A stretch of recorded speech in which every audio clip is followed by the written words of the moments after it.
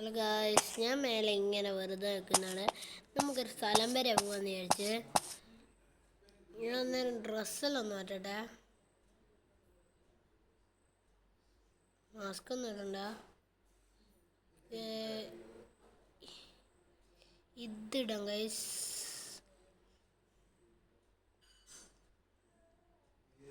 Pant ഇതിടാം. Shawl വേണ്ട. ഇനി വേറെ ഒന്നും വേണ്ട ഗൈസ്. പോവാ ഗൈസ്. നമ്മളെ വണ്ടി ഇതായുണ്ട്.